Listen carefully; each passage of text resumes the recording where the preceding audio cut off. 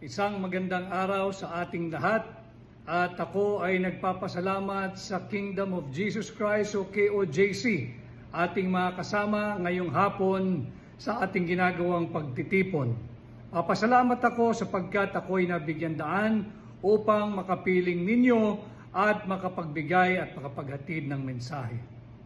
Alam kong nararamdaman ninyo ang bigat ng inhustisya, hindi lamang sa ginawa at sinapit ni Pastor Apollo C. Quiboloy, aking kasamahang senador, kung hindi higit pa ang ginawa nilang inhustisya, pagmamalabis at walang katarungan kay Pangulong Rodrigo Roa Duterte. Ako ay kasama ninyo sa pakikipaglaban bilang Pilipino, abogado, maisog. Huwag po tayong magpapasindak, huwag nating isuko ang ating kalayaan, huwag nating isuko ang ating karapatan. Hindi tama na ang isang Pilipinong katulad ni Pangulong Rodrigo Roa Duterte na nagmahal at nagsilbi sa kanyang bansa't mga kababayan ay basta-basta na lamang gagawing isang handog sa isang banyagang jurisdiksyon at hukom. Ito po ang ating pangunahing misyon ngayon. Isama po natin sa ating panalangin ang kaligtasan, kalusugan at agarang pagkalaya at pag-uwi ni Pangulong Rodrigo Roa Duterte dito sa kanyang bansang sinilangan, ang Pilipinas. Ako naman ho ay si Attorney Vic Rodriguez, kasama ninyo sa aking pinapangunahang War on Corruption. Labanan po natin ang korupsyon na higit pang nagiging talamak sa kasalukuyang administrasyon. At bilang patunay na ako'y kaisa ninyo, akin pong linabanan ang illegal, invalid, immoral, unconstitutional at criminal 2025 budget.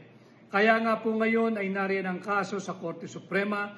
Inaantay natin ang muling pagdinig na gaganapin sa May 19, 2025. Dito, kasama si Pangulong Duterte, ay nadiskubre natin na yung Bicameral Conference Committee report na siyang nagiging haligi at sandigan ng ating taunang budget ay ipinasa kahit sa ito ay punong-puno ng blanco.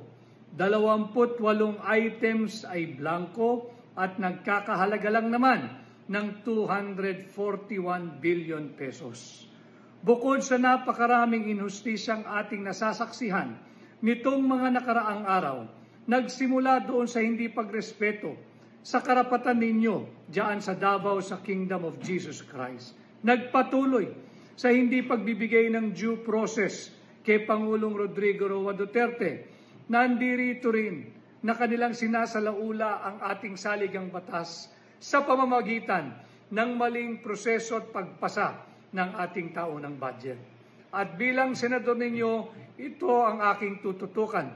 Babantayan ko ang ating taunang budget at sisikapin ko na wala ng ganitong uri ng pagpasa ng ating taunang budget sapagkat ako'y naniniwala na ang simula't katapusan, ang ugat ng lahat ng korupsyon sa ating bansa ay nagmumula sa ating taunang budget.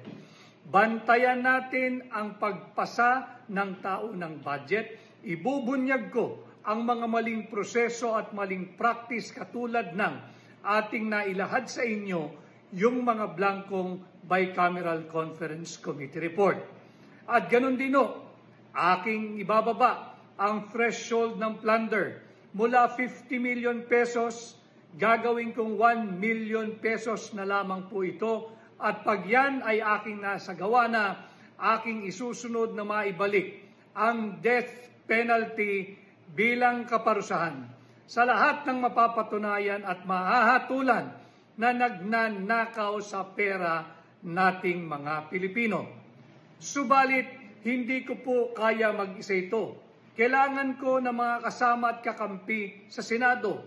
Tulungan din natin, siyempre, si Senador Pastor Apollo C. Quiboloy at ang aking mga kasama sa Team Suka paulit-ulit kong sasabihin, ang suka ang kalaban ng mga tanso, ang suka ang kalaban ng peking ginto, at ang suka ang patuloy na tutugi sa mga nambubudol sa ating mga Pilipino.